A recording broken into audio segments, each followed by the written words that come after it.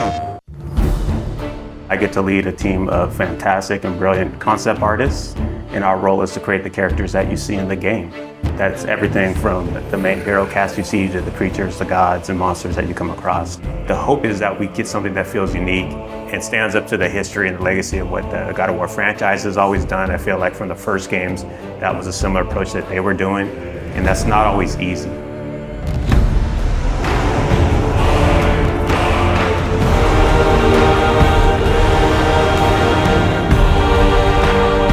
My name is Raf Grassetti. I'm the art director for God of War Ragnarok.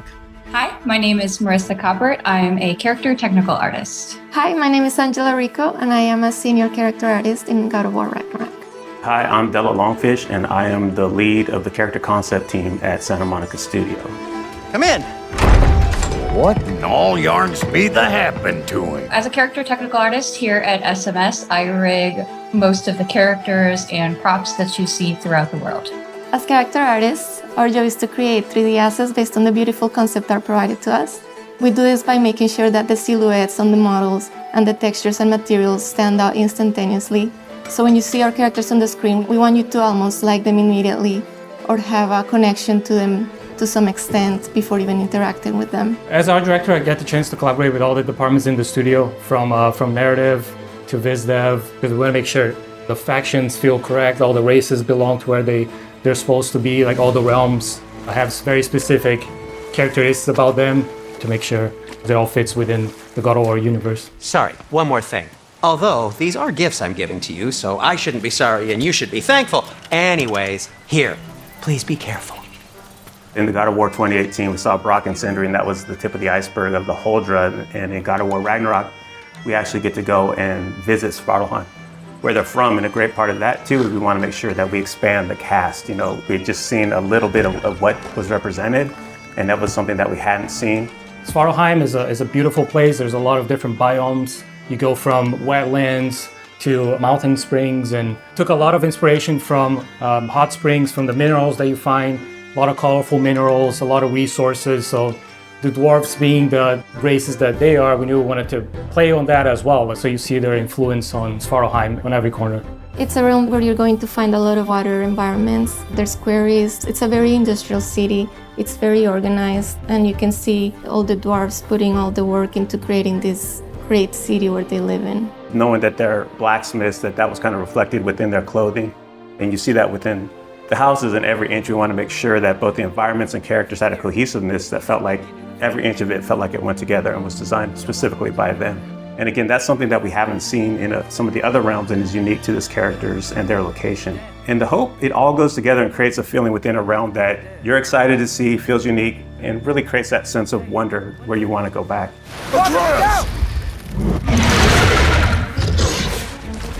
When designing a character to match the geography around it, first it's definitely dictated by the viz dev team and the narrative team and the story team. They make sure the character is designed for features that fit in with what they need. When designing the Grims, we took a lot of inspiration from the environment. So we took a lot of inspiration from lizards, creatures that kind of belong to that environment. They have those big claws. There's small critters to the big ones, and really building up that race, making sure they kind of belong and that realm felt lived in and that ecosystem felt like very diverse. Making sure that it feels natural and believable is a big part that goes into the design elements. So our artist, Stephen Oakley, pulled a lot from the environment concepts that Luke Berliner and his team were doing and put a lot of those into actually the skin texture, even the bulk and volumes that you see in the characters. So it really does feel like not only do they belong in there, but you're able to see them and they stand out for the combat experiences with the character. Character design is all about storytelling. In the example of Durling, his design was really tailored to convey his own personality. He's a bookkeeper from Svartalfheim, and because his job demands, he's very organized, he's very rigid, and he's a very play-by-the-rules kind of guy. But then in contrast, you have his friend. So when you see Durling connect with his pet, we see that he's not all just this rigid librarian guy, but that he's got a softer side to him. I do believe that we're all storytellers, no matter what we do, even in the tech side of things. I mean, we work to make these characters that then tell a story, and we can also kind of put those features and traits on our rigs. The prophecies say Fimbulwinter leads to Ragnarok. War is coming. Svartalfheim, the dwarves, working with different races from different realms, so definitely seeing Ragnarok and the impact of that into the realm, it puts them into this position that's very interesting to see which side they take and things that they're building. So as you go through the level, you find out a lot more about this race and the political situation that is happening while Ragnarok and Fimbulwinter is taking place. Hey, dwarves! Oh. They're, running away. One thing that our hope is with the cast of characters within every realm is not that it's just enemies there to kill you. We want to feel believable and that there's a wide world out there, but we want to kind of plant these seeds within any cast of the realm that there's more outside of what you're playing, and we want the fans to feel like they can go back and really visit those areas and want to go explore. If the geysers and smell here are worse because of Fimbulwinter, maybe the earthquakes are too? Aye.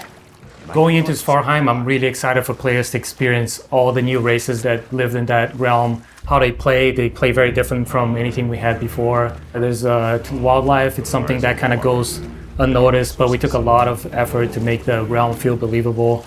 So there's a lot in Svartalfheim, a lot to explore. I'm really excited for Svartalfheim. It is a gorgeous realm. After looking through some of the cinematics and playing some of the cinematics and playing through some of the puzzles, I'm so excited how water plays such a big feature in that realm, and that is so cool. I'm most excited for fans to finally get to see how the dwarves live. Brock and Sindri were fan favorites in the last game, so I think that all the work that we've put into Svartalfheim is going to make all the other dwarves shine just as bright as the brothers did.